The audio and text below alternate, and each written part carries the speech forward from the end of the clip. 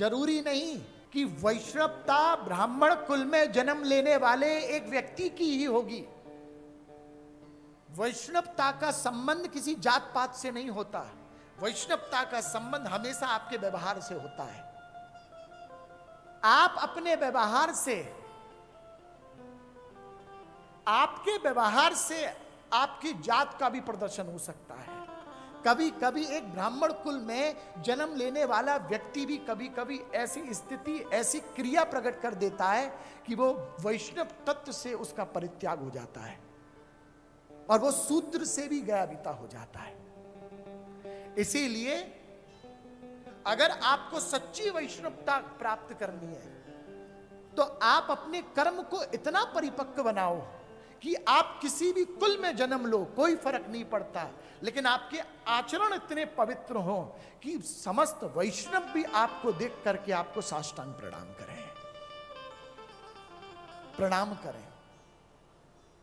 ऐसे कई संत हैं। रसखान ना ब्राह्मण थे, ना क्षत्रिय थे, ना वैश्य थे, ना शूद्र थे।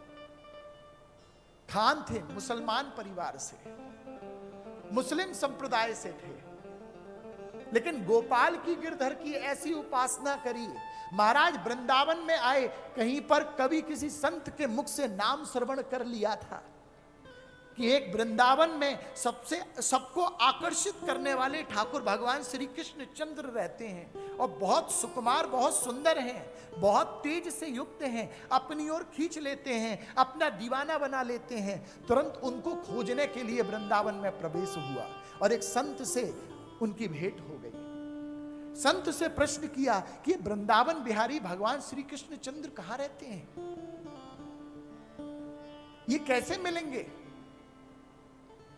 और प्रश्न करते करते उस संत के गले में जो कंठी माला थी उस पर दृष्टि चली गई। श्री रसखान जी ने कहा, आपके गले में ये जो माला है, ये माला किसकी है, आपने क्यों पहन रखी है? संत बोले, ये तुलसी माला है और तुलसी माला धारण करने से भगवान अति प्रसन्न हो जाते हैं। वह वृंदावन बिहारी भगवान श्री कृष्ण चंद्र अति प्रसन्न हो जाते हैं और वो अति सुलभता से दर्शन प्रदान कर देते हैं। श्री रसखान जी मदमस्त हो गए, नृत्य करने लगे, तुलसी माला ब्रज में ढूंढने लगे।